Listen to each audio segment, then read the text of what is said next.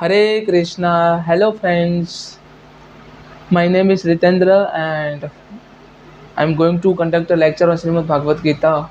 आज श्रीमद् भागवत गीता के बारे में बात करेंगे. एक सीरीज हमने चलाई है, जो सीरीज में हम श्रीमद् भागवत गीता को हिंदी में with realistic example and analytical study के साथ हम भागवत गीता को सबको पढ़ाएंगे, समझाएंगे. तो इसीलिए आज सेकंड श्लोक के बारे में बात करेंगे, दूसरा श्लोक पहला अध्याय के बारे में बात करेंगे. यहाँ पे कृष्ण वासुदेव जो बैटल ऑफ महाभारत था, जो कृष्ण वासुदेव और अर्जुन दोनों की जो स्थिति थी, दोनों पांडव और कौरव दोनों इकट्ठा हुए थे, इस बारे में यहाँ पे बात की जा रही है. यहाँ पे पहले श्लोक में धृतराष्ट्र संजय को पूछते हैं, धर्म क्षेत्र कुरुक्षेत्र समवेता युष्वः मामक पांडव श्रेवः किम कुर्वत संजय.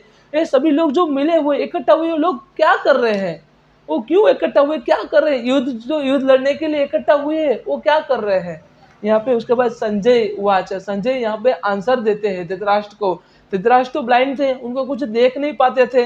धृतराष्ट्र को लॉर्ड कृष्णा ने दिव्य दृष्टि दी थी. जब लॉर्ड कृष्णा को दुर्योधन ने मतलब उनको बंदी बना लिया था, जब दुर्योधन ने लॉर्ड कृष्णा को बंदी बना लिया था, तब भगवान कृष्ण ने वासुदेव, मधुसूदन, मुकुंदा, मुरारी वासुदेव ने उनको दिव्य दृष्टि दी थी. देखो धृतराष्ट्र, तुम्हारे पुत्र का करतूत देखो और आने वाले भविष्य की और तुम दृष्टि डालो कि आने वाला भविष्य कैसा होगा. इसलिए भगवान कृष्ण ने धृतराष्ट्र को दिव्य दृष्टि दी थी. पर उससे पहले धृतराष्ट्र कुछ देख नहीं पाते थे, वो तो ब्लाइंड थे. तो यहाँ पे संजय को पूछते, सभी इकट्ठा हुए, वो क्या कर रहे हैं, मुझे बताओ तुम संजय. क्योंकि संजय के पास जो दिव्य दृष्टि थी, इसकी वजह से वो बैटल ऑफ महाभारत का लाइव टेलीकास्ट देख पाते थे. जो लाइव टेलीकास्ट देख पाते थे, संजय के पास वो दिव्य दृष्टि थी. जो व्यासस्य प्रसादस्य, जो वेद व्यास थे, मुनि व्यास थे, उनके प्रसाद से, उनके जो आशीर्वाद से, उनके जो मतलब वचनों से ये मतलब उनको शक्ति मिली थी, जो जिसके कारण संजय देख पाते थे. यहाँ पे संजय आंसर देते हैं धृतराष्ट्र को, दृष्टवा तु पांडवानीकः व्युद्धः दुर्योधनस्ततः आचार्यम उपस्थितम राजवचनम अभृतः. राजवचनम क्या वचन बोले हैं. दुर्योधन ने पांडवों को देखा, उनकी सेनाओं को देखा. उसके बाद दुर्योधन गुरु द्रोण के पास गए, भीष्म पितामह के पास गए और ये वचन कहे.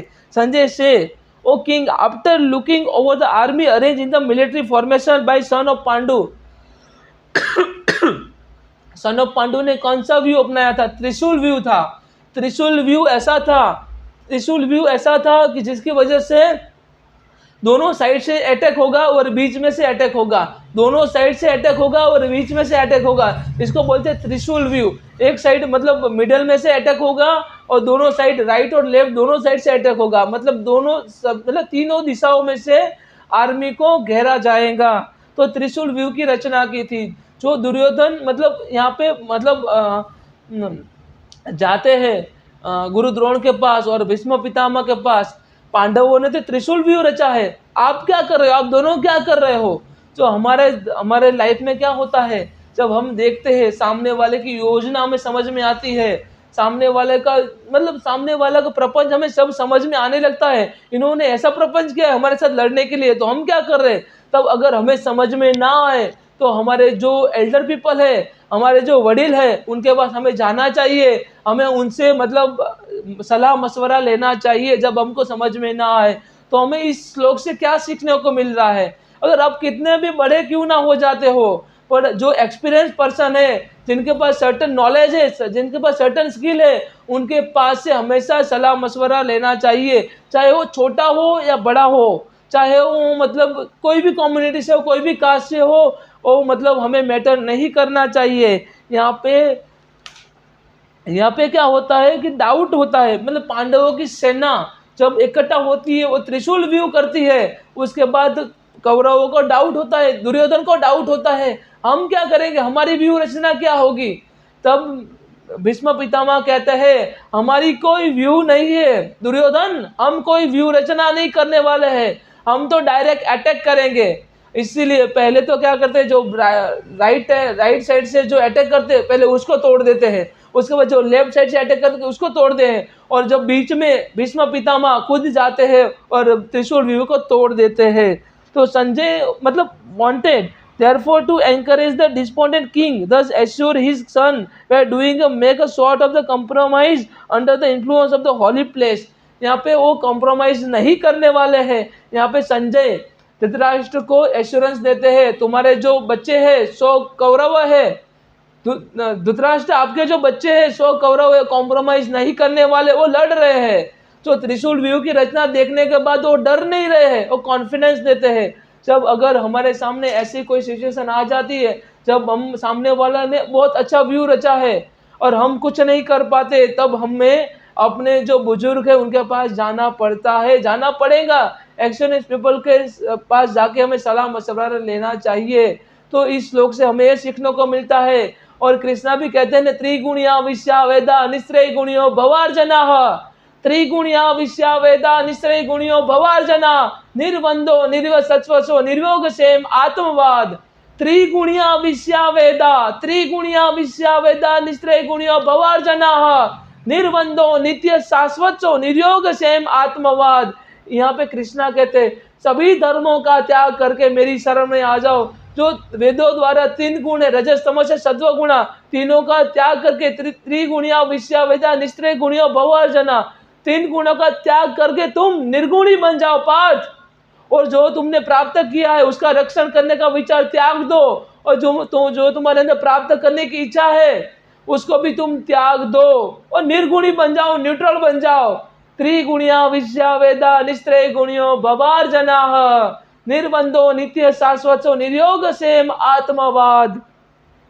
यहाँ पे जब हम भागवत गीता पढ़ते हैं, जब हम कृष्ण के बारे में बोलते हैं, जब हम अर्जुन के बारे में बोलते हैं, तब संजय गारंटी देते हैं। After listening entire Shrimad Bhagavat Gita, Sanjay give a guarantee. Sanjay stated यत्र योगेश्वर कृष्णा यत्र पार्था धनुर्धरा तत्र श्री विजयो भूतिर ध्रुवा नीतिर्मतिर्मम, ध्रुवा नीतिर्मतिर्मम। Here Sanjay give a guarantee. जहाँ पे वासुदेव कृष्णा, जहाँ पे योगों के ईश्वर कृष्णा वासुदेव मधुसूदन मुकुंदा मुरारी केशवा जनार्दना गोविंद, जहाँ पे कृष्णा है, जहाँ पे उनके और अर्जुन के बीच में जो संवाद हुआ था उसको पढ़ा जाएगा, उसको हम समझेंगे, उसको हम जीवन में उतारेंगे। वो व्यक्ति, वो मनुष्य, वो भक्त क्या प्राप्त करेगा?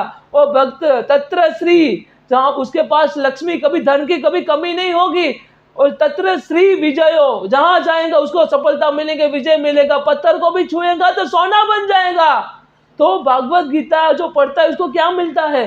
भागवत गीता जो फॉलो करता है उसको लक्ष्मी मिलती है। तत्र श्री विजयो भूतिर, मतलब भूतिर मीन्स क्या होता है कि एक कैरेक्टर होता है, एक स्ट्रॉन्ग डिटर्मिनेशन होता है, एक मतलब कोई व्यक्ति कोई काम एग्जीक्यूट करने के लिए स्ट्रॉन्ग डिटर्मिनेशन चाहिए, विल चाहिए, जो हमें विल प्रोवाइड करनी है। जो भागवत गीता पढ़ोगे तो आपको क्या मिलेगा? विल पावर मिलेगा।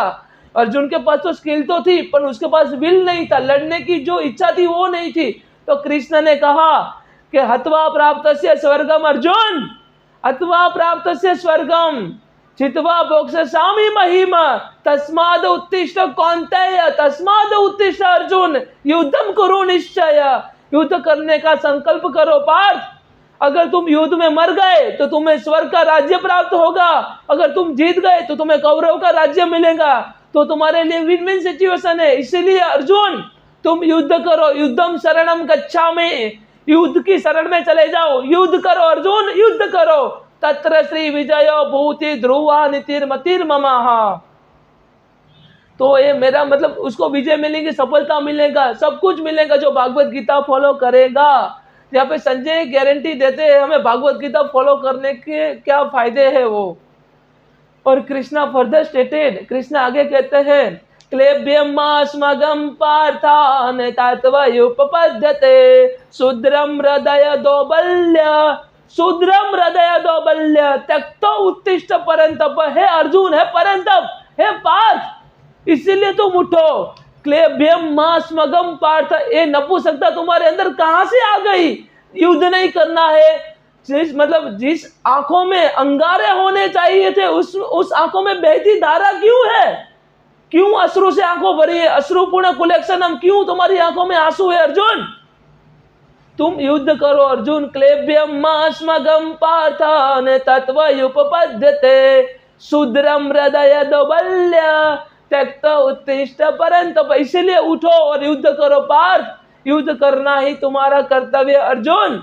युद्धम शरणम गच्छामि, युद्ध करो। तो यहाँ पे संजय बोलते हैं कि दुर्योधन पांडवों की सेना को देख के उसके बाद भीष्म पितामह के पास और गुरु द्रोण के पास जाते हैं और कहते हैं, गुरु द्रोण भीष्म पितामह उन्होंने तो त्रिशूल भी रचा हुआ है, अब हम आगे क्या करेंगे, हम उनको काउंटर कैसे करेंगे?